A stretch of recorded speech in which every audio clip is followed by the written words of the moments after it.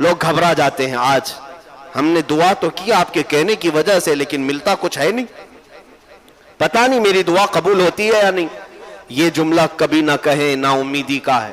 کبھی کبھار کچھ لوگ ہمارے پاس آ کر کہتے ہیں دعا کی درخواست ہر مومن سے کرنا تو چاہیے, آپ میرے لیے دعا کریں اور آپ ہم سے کہیں کہ آپ ہمارے لیے دعا کریں, یہ مومنوں کا شیوا ہے, دستور ہے. لیکن یہ کہنا میری نہیں قبول ہوتی آپ کی قبول ہوتی ہے, تم مایوس ہو اپنے رب سے. اللہ عز و جل کے قبول کرنے پر تمہارا یقین نہیں رہ گیا, یہ مایوسی کفر تک لے جاتی, بندے کو کافر بنا دیتی. کبھی یہ نہ کہنا, اس لیے کہ اللہ عز و جل ہر بندے کی سنتا ہے, ہر بندے کی. موسیٰ علیہ السلام نے اللہ تعالیٰ سے پوچھا ایک بار, اے رب تیرے پکارنے والے بندوں میں ہر طرح کے بندے ہوتے ہیں, گنہگار بھی ہوتے ہیں, نیکوکار بھی ہوتے ہیں, جب وہ تجھے پکارتے ہیں تو تو انہیں جواب کیسے دیتا ہے؟ سنو, اللہ تعالیٰ فرماتا ہے اے موسیٰ مجھے پکارنے والے اچھے لوگ بھی ہوتے ہیں, برے بھی. جب نیک لوگ مجھے پکارتے ہیں ربنا کہہ کر یا ربی کہتے ہیں تو میں ان کے جواب میں کہتا ہوں لبیک یا عبدی, اے بندے بول میں تیرے لیے حاضر ہوں, میں حاضر ہوں. موسیٰ علیہ السلام خوش ہوئے, ایک نیک بندہ جب رب کو پکارتا ہے تو رب کی طرف سے جواب آتا ہے لبیک یا عبدی.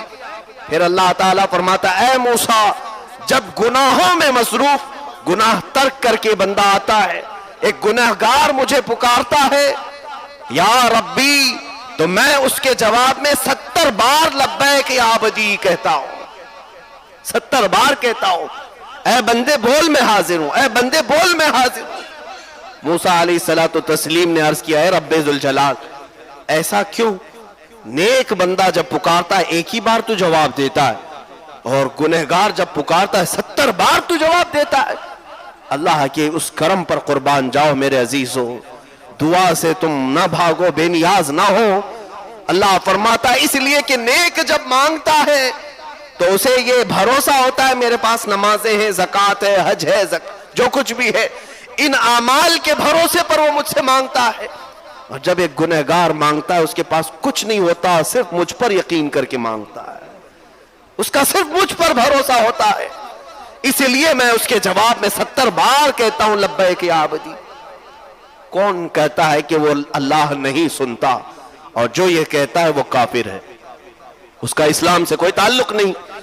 اللہ عز و جل ہر ایک کی مصیبتوں کی خبر لیتا ہے. وَمَا اللَّهُ بِغَافِلٍ عَمَّا تَعْمَلُونَ, اللہ تمہارے کیے ہوئے کاموں سے بھی غافل نہیں اور تمہاری باتوں کو بھی سنتا ہے. اِنَّكَ لَسَمِيعُ الدُّعَاء, یہ بھی کہا گیا ہے قرآن, اے اللہ تو دعاؤں کو ضرور ضرور سننے والا ہے.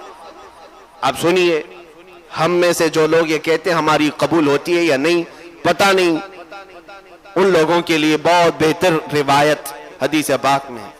دعا تو کرتے رہے, دعا کرتے رہے, ملا نہیں, بچے مانگتے رہ گئے, زندگی میں ایک بیٹا بھی نہیں ہوا, کوئی بات نہیں. مومن کے لیے کوئی بھی چیز اللہ تعالیٰ نے رائے گاں اور ضائع ہونے والی چیز رکھا ہی نہیں.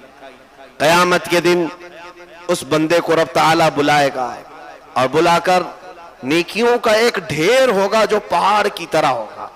اللہ تعالیٰ فرمائے گا آج تجھے نیکیوں کی ضرورت ہے؟ کہا ہاں مولا, چند نیکیاں بھی ملے تو میری بخشش ہو جائے. اللہ تبارک و تعالیٰ فرشتوں سے حکم فرماتا ہے اسے لے جاؤ اس پہاڑ بھری نیکیوں کی طرف, یہ سب اس کی ہیں. وہ بندے کو فرشتے دکھاتے یہ سب نیکیاں تیری ہیں, پہاڑ کے برابر. کہتا اتنی نیکیاں تو مجھ سے ہوئی نہیں تھیں, یہ کس عوض میں دی جا رہی ہیں مجھے, یہ کس چیز کا انعام ہے؟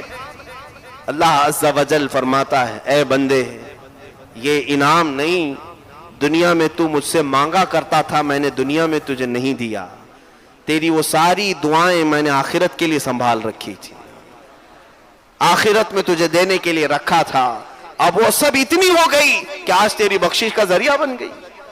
وہ بندہ اس وقت پکار کر کہتا, حدیث میں میرے آقا فرماتے اے رب کائنات کاش تو میری دنیا میں کوئی دعا نہیں قبول کرتا, سب آخرت کے لیے رکھتا, تو آج میں میری نیکیاں اوروں کو بانٹ بھی رہا ہوتا.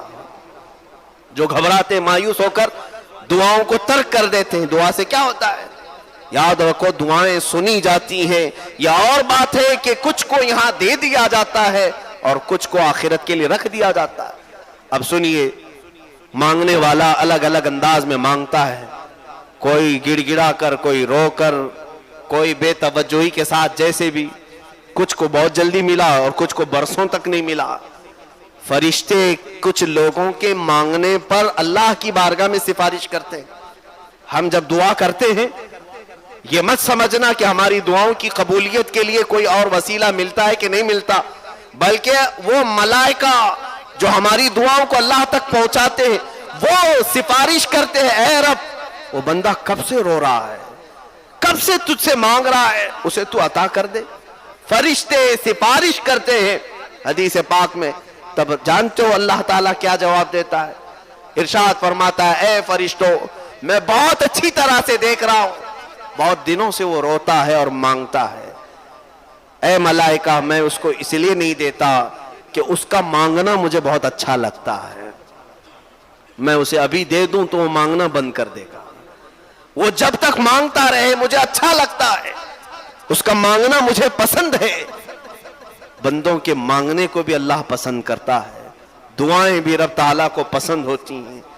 مانگنے سے اس طرح سے بے نیازی نہ دکھاؤ کہ ہمارے پاس وقت ہی نہیں رہ گیا. یہ تعلق باللہ سب سے زیادہ دعا سے حاصل ہوتا ہے. اللہ سے جو سب سے بڑا گہرا تعلق قائم کرتے ہیں وہ دعاؤں سے حاصل کرتے ہیں. کیا آپ نے تاریخ میں وہ ساری چیزیں نہیں سنی؟ بڑے بڑے گنہگار رہے موسیٰ علیہ السلام کے زمانے میں بھی. اللہ تعالیٰ حکم فرمایا تھا کہ اے موسیٰ اگر یہ بندہ تمہارے مجمع میں رہے گا تو عذاب آ جائے گا. اس کو موسیٰ علیہ السلام نے نکال دیا, قوم سے نکالا, اور پہاڑ کی ایک چوٹی پر جا کر وہ رونے لگا. سب لوگوں نے اس کا ساتھ چھوڑ دیا.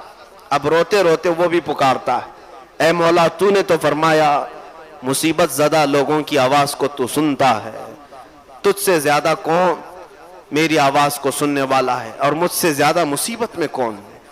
اللہ عز و جل نے فرشتوں کو اس کے بھائی بہن بنا کر یعنی شکلیں دے کر کے بھیجا, اور وہ اس کی تیمارداری کرتے رہے. انتقال بھی ہو گیا.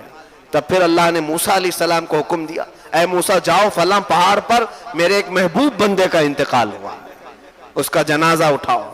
آ کر کے دیکھتے موسیٰ علیہ السلام تو یہ وہی تھا جس کو چند دنوں پہلے گناہوں کی وجہ سے شہر سے نکالا گیا تھا.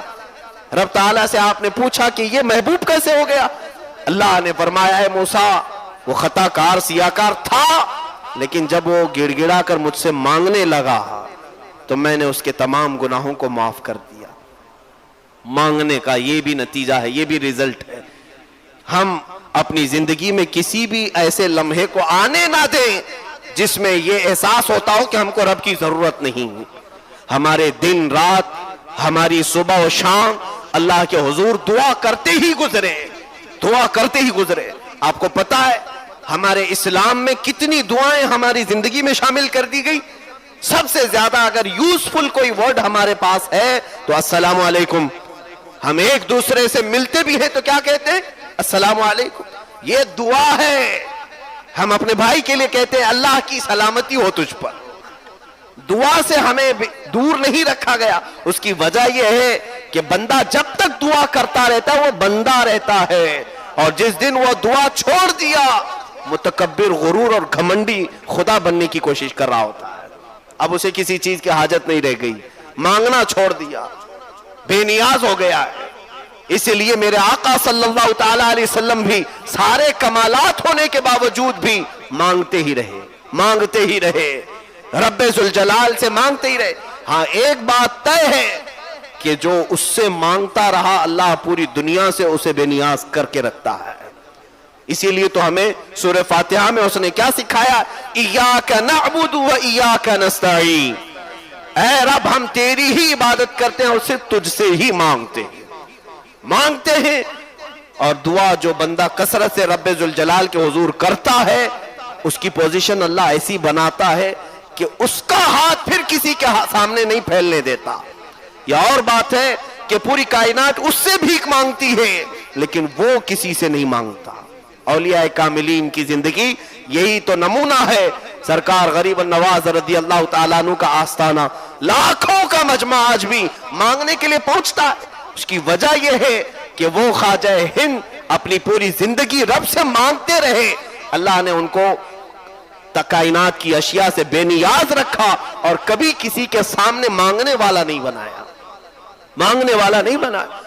आज मेरे अजीजों, दुआ से बेजारी इख्तियार ना करो।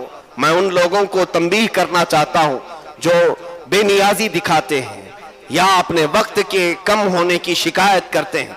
क्या तुम्हारे पास इतना भी वक्त नहीं रह गया दुआ के लिए कि दो जुमले रब्बे जुल जलाल के हुजूर कह करके जाए, ऐ अल्लाह मैं जिंदगी भर तेरा मोहताज हूं और मोहताज ही रख, हमेशा तू अपना मोहताज रख। ये दुआ भी इतनी कमाल की है कि अल्लाह के हुजूर ये भी मत कहना कि अल्लाह मुझे कभी मोहताज ना बना, नहीं, मोहताज रख फकत तेरा, दूसरों का नहीं। इतना तो कह करके जा सकते हो। और किसको आज यकीन है अपने आखिरी वक्त का, मरने का?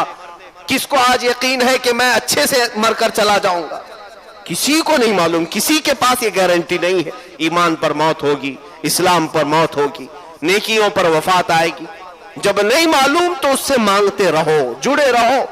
ऐ अल्लाह आज मैं नेक तो हूं, इबादत तो कर रहा हूं, लेकिन पता नहीं मेरा आखिरी वक्त कैसा आने वाला है। ऐ अल्लाह तेरे हुजूर में मांगता हूं मेरा आखिरी वक्त सही सलामती से गुजारते हैं, ईमान की हालत पर उठा ले।